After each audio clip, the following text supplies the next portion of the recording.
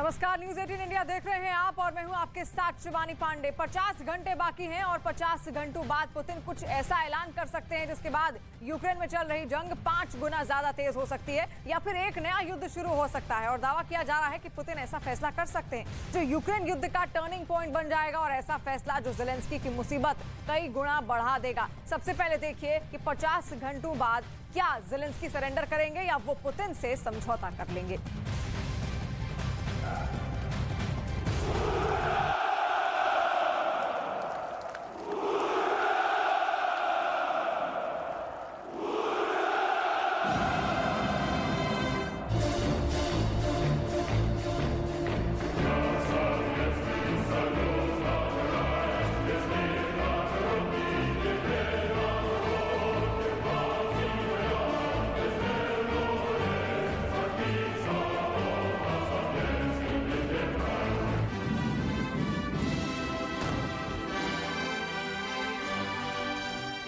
मई को जब रूस की राजधानी मॉस्को में दुनिया की सबसे बड़ी मिलिट्री परेड शुरू होगी,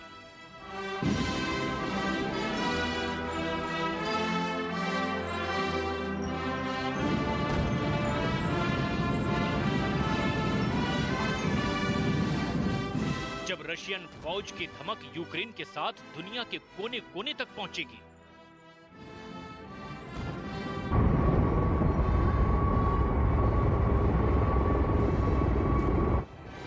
जब रूस के सुपरसोनिक न्यूक्लियर बॉम्बर मॉस्को के आसमान में अपनी रेंज का ट्रेलर दिखाएंगे,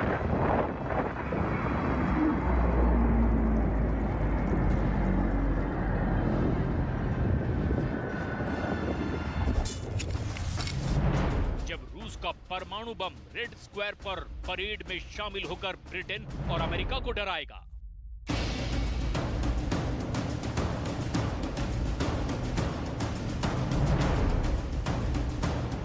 जब पुतिन की परेड से ऐसी ऐसी खतरनाक तस्वीरें आएंगी कि यूरोप पूरी तरह बदल जाएगा,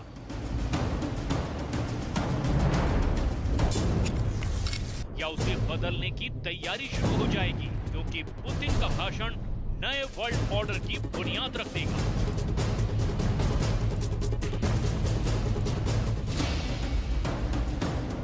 आखिर ज़ेलेंस्की 9 मई से क्यों डरे हुए हैं? ज़ेलेंस्की के पास 9 मई को लेकर क्या क्या ऑप्शन हैं? ज़ेलेंस्की ऑप्शन 1 से लेकर ऑप्शन 5 तक किस विकल्प को चुनना बेहतर समझेंगे? क्या इन सभी ऑप्शन में यूक्रेन के साथ उनके खुद बचने के भी चांस हैं? 9 मई की रशियन परेड को लेकर बहुत ज्यादा डर बना हुआ है। ज़ेलेंस्की की कैपिटल कीव से लेकर ब्रिटेन की राजधानी लंदन और अमेरिका के वॉशिंगटन डीसी तक सिर्फ यही सवाल किया जा रहा है कि व्लादिमीर पुतिन आखिर यूक्रेन के साथ क्या करने वाले हैं। आखिर 9 मई को मॉस्को में नेटो को डराने वाली मिलिट्री परेड में वो क्या भाषण देने वाले हैं? इस वक्त ज़ेलेंस्की के दिमाग को समझना बहुत जरूरी है। रूस की परेड को लेकर अगर उनकी ब्रेन मैपिंग की जाए तो रिपोर्ट में बहुत बड़े खौफ की तरफ इशारा देखने को मिलेगा। ज़ेलेंस्की के दिमाग में इस वक्त 3 शब्द घूम रहे हैं: 9 मई, व्लादिमीर पुतिन और रूस की फौज। Кожен з таких прильотів – це загибель наших людей, це руйнування нашої інфраструктури. Якщо взяти тільки медичну інфраструктуру, то на сьогодні російські війська знищили або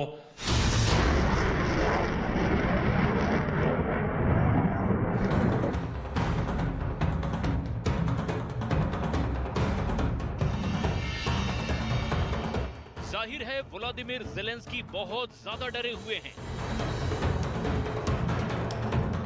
ज़ेलेंस्की इस वक्त क्यू में ही हैं, लेकिन रूस ने अब भी ज़ेलेंस्की को टारगेट बनाकर कोई बड़ा हमला नहीं किया।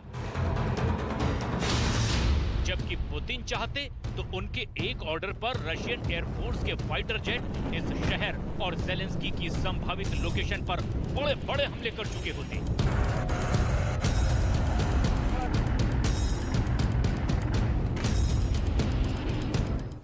पुतिन चाहते तो कीव का हाल भी मारियापुल जैसा कर देते। वो चाहते तो कीव को भी उसी तरीके से तबाह करते जैसे उनकी फौज ने मारियापुल को किया। वो चाहते तो उनके लिए आसान था और उनकी फौज के लिए बाएं हाथ का खेल था, लेकिन पुतिन ने ऐसा फैसला नहीं लिया। लेकिन 9 मई की सुबह पुतिन कोई बड़ा फैसला ले सकते हैं, ऐसा फैसला जो ज़ेलेंस्की की मुसीबत कई गुना बढ़ा देगा। पुतिन इस वक्त यूक्रेन में अमेरिका के दखल से बहुत गुस्सा हैं। वो अमेरिका और ब्रिटेन के दखल को बर्दाश्त नहीं कर पा रहे हैं। आप उनके विदेश मंत्री की बात सुनेंगे तो पता चलेगा कि पुतिन 9 मई को क्या बताने वाले हैं। आपको पुतिन के असली इरादों का हल्का हल्का अंदाजा इससे मिल जाएगा। На карте действительно будущее мира, на карте то, каким этот мир будет, однополярным, под полным командованием Соединенных Штатов, как этого хочет Вашингтон, и как с этим уже смирились все остальные западные страны. एक नजर देखिए कि पुतिन क्या ऐलान कर सकते हैं और फिर दिखाएंगे कि पुतिन और उनकी 9 मई वाली मिलिट्री परेड को लेकर ज़ेलेंस्की के माइंड में क्या चल रहा है। पहले देखिए पुतिन 9 मई को अपना कौन सा रूप दिखा सकते हैं। क्या पुतिन यूक्रेन के 2 और टुकड़े कर देंगे? क्या पुतिन क्राइमिया की तरह डॉनबास रीजन को अब रूस में मिलाने का इरादा सबको बताएंगे? क्या पुतिन यूक्रेन के साथ किसी और जंग का ऐलान करेंगे? Окупанти збирають ще додаткові сили для нових атак проти наших військових на сході держави. Нагнали підкріплення на Харківщину. Пробують посилити тиск на Донбасі. ज़ेलेंस्की का दिमाग इस वक्त बहुत ज्यादा कंफ्यूजन वाले हालात से गुजर रहा है। 24 फरवरी के बाद से ज़ेलेंस्की का दिमाग 5 गुना तेजी से काम कर रहा है। ज़ेलेंस्की की ब्रेन मैपिंग में एक ऐसे लीडर की मनस्थिति पता चलती है जो रूस जैसे सुपर पावर और पुतिन के गुस्से के आगे इस जंग में घिरा हुआ है, लेकिन अब तक टिका भी हुआ है। ज़ेलेंस्की एक वर्ल्ड लीडर बन चुके हैं और पश्चिमी देशों में उनकी तारीफ हो रही है, लेकिन जमीन पर हालात फिर भी यूक्रेन के हिसाब से बहुत कमजोर है। यहाँ यूक्रेन में एक कोना नहीं बचा है जहाँ युद्ध का निशान ना मिले, जहाँ पर तबाही ना हुई हो। लेकिन यूक्रेन के साथ रूस ने भी इस जंग में बहुत कुछ खोया है और ये बात ज़ेलेंस्की बार बार पुतिन को याद दिला रहे हैं। जाहिर है पुतिन को ये बातें बर्दाश्त नहीं होंगी कि 9 मई से पहले ज़ेलेंस्की के तेवर ढीले होने के बजाय सख्त होते जा रहे हैं। ज़ेलेंस्की के सामने अब विकल्प क्या है, आप जरा इसे डिटेल में समझिए।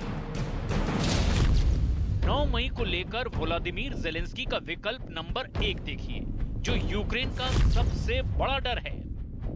ज़ेलेंस्की को लगता है कि पुतिन 9 मई को यूक्रेन के 2 और टुकड़ों का औपचारिक ऐलान कर देंगे और फिर डॉनबास में लुहांस्क और डोनेस्क को रूस में शामिल करने की औपचारिक शुरुआत हो जाएगी, जैसा कि रूस ने 2014 में क्राइमिया में किया था। ऐसे में क्या ज़ेलेंस्की डॉनबास को बचाने के लिए एड़ी चोटी का जोर लगाएंगे या उसे खामोशी से रूस के हवाले कर देंगे? अब देखिए कि 9 मई को लेकर पुतिन के ऐलान के बाद ज़ेलेंस्की का विकल्प नंबर 2 क्या है। पुतिन ज़ेलेंस्की को फिर से सरेंडर के लिए बोल सकते हैं। ऐसे में रूस के दमखम के आगे क्या ज़ेलेंस्की सरेंडर कर देंगे और यूक्रेन में सत्ता परिवर्तन का रास्ता साफ हो जाएगा। साथ ही यूक्रेन डॉनबास से सेना पीछे हटाने के साथ रूस के समर्थन वाली सरकार का रास्ता साफ कर देगा। 9 मई को लेकर ज़ेलेंस्की का विकल्प नंबर 3 क्या हो सकता है। ज़ेलेंस्की ने अभी तक बहादुरी दिखाई और नेटो से मदद मिलने के साथ ही उन्होंने अपने ऑपरेशन रूस के खिलाफ तेज भी किए हैं। क्या ऐसा वो आगे भी जारी रखेंगे? 9 मई को मॉस्को में परेड के साथ ये एक ऐसा विकल्प है जिस पर उनका भरोसा अब भी कायम नजर आ रहा है। ज़ेलेंस्की का दावा है कि रूस अब तक 23,000 से ज्यादा सैनिकों को युद्ध में खो चुका है। Российское командование прекрасно понимает, что еще тысячи российских солдат будут убиты и тысячи будут ранены в ближайшие недели. Но зачем это самим российским солдатам? Зачем это их родным? Российские командиры врут своим солдатам, когда говорят, что тех ждет какая-то там серьезная ответственность за отказ воевать. И при этом не рассказывают, например, о подготовке российской армии дополнительных рефрижераторов для хранения трупов. जेलेंस्की की ये बातें पुतिन के गुस्से को 7वें आसमान पर पहुंचा देंगी। आखिर जेलेंस्की इतना बड़ा रिस्क क्यों ले रहे हैं? लेकिन अब 9 मई को लेकर जेलेंस्की का विकल्प नंबर 4 देखिए, जो रूस को हैरान कर सकता है। यूक्रेन में रूस के हमले कई शहरों पर जारी हैं। कीव को छोड़ दें तो पूर्वी यूक्रेन में कोई शहर ऐसा नहीं है जहां रूसी सेना ने अटैक न किया हो।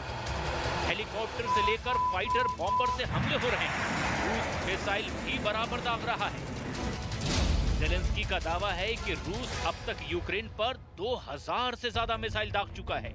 जेलेंस्की का दावा है कि यूक्रेन के आसमान में रूसी विमानों ने 2500 से भी ज्यादा उड़ानें भरी हैं। जाहिर है ये उड़ानें यूक्रेन पर हमला करने के इरादे से भी थी और अब भी जारी है। रूस के इस कैमो 52 हेलीकॉप्टर को देखिए, जो यूक्रेन के खिलाफ रशियन कॉम्बैट एविएशन का सूत्रधार बन चुका है। За час цієї війни російська армія використала проти України вже 2014 ракет.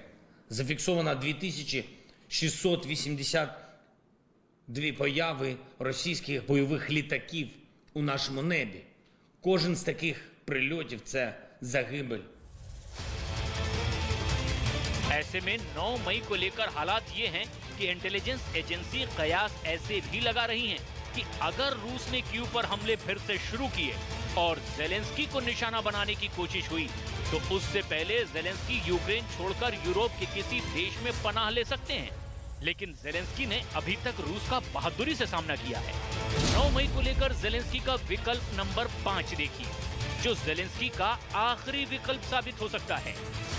पुतिन के गुस्से को देखकर क्या जेलेंस्की पुतिन के साथ समझौता भी कर सकते हैं? कोई ऐसा बीच का रास्ता जिससे रूस का सामरिक हित भी बचा रहे और जेलेंस्की की सत्ता भी, साथ ही यूक्रेन के टुकड़े होने से भी बच जाएं और युद्ध जिस तेजी से शुरू हुआ था उसी तेजी के साथ खत्म भी हो जाए।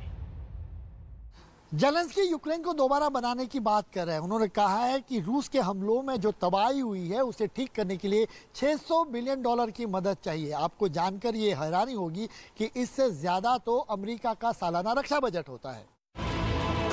लेकिन अभी युद्ध की जो तेजी है उससे इसके चांस बहुत कम हैं कि कोई समझौता होगा। जेलेंस्की का जोश अब भी बहुत हाई है, फिर चाहे वो अमेरिका और ब्रिटेन जैसे देशों की मदद की वजह से ही क्यों ना हो। ये जो बाइडेन और बोरिस जॉनसन का ही साथ है जिसकी वजह से जेलेंस्की के हौसले भी बुलंद हैं। यूक्रेन को ब्रिटेन और अमेरिका से अरबों डॉलर के हथियार मिल चुके हैं। कई और हथियार भी जेलेंस्की की फौज को मिलने वाले हैं। ये ऐसे हथियार हैं जिन्होंने कई मोर्चों पर रूस की फौज की कमर तोड़कर रख दी है।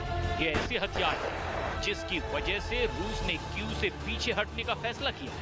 ये वो हथियार हैं जिनकी वजह से रूस के टैंकों की बढ़त रुक गई, वो प्लास्टिक के खिलौने की तरह उड़ा दिए गए। ये वो हथियार हैं जिनके रूस में सुपरसोनिक फाइटर जेट्स का हश्र भी एक कटी पतंग की तरह हुआ। रूस के हेलीकॉप्टर तो अमेरिकी मिसाइलों से ऐसे गिराए गए कि उनकी तस्वीरों ने जेलेंस्की की फौज को यकीन दिला दिया कि वो रूस के खिलाफ जीत सकते हैं। Наші захисники знищили вже більше 1000 російських танків, майже 200 російських літаків, майже 2500 броньованих бойових машин. Звісно, в окупантів ще є техніка у запасу. Так, у них ще залишаються ракети для ударів по нашій землі. Але ця війна вже послабила Росію так, що вони змушені планувати навіть меншу кількість військової техніки для участі в параді в Москві. जेलेंस्की साफ साफ कह रहे हैं, या यूं कहें कि पुतिन को चढ़ा रहे हैं कि उनकी फौज अब किसी काम की नहीं बची। वो 9 मई की परेड पर एक तरह से हंस भी रहे हैं और रूस को चिढ़ा भी रहे हैं। लेकिन साथ ही उनके जहन में पुतिन का भाषण भी है, जिसके बारे में ब्रिटेन के रक्षा मंत्री भी कह चुके हैं कि 9 मई को पुतिन एक नए युद्ध का ऐलान कर सकते हैं। जैसे जैसे 9 मई की तारीख करीब आ रही है, नेटो की आशंका भी बढ़ रही है, क्योंकि यूक्रेन के बाद अगर किसी जंग का ऐलान हुआ तो उसमें पुतिन का रुख यूरोप की तरफ ही होगा और तब जद में वो देश आएंगे जो या तो यूक्रेन की मदद कर रहे हैं या फिर नेटो के और करीब जा रहे हैं। इसीलिए पुतिन को हल्के में लेना बहुत से देशों के हक में नहीं होगा।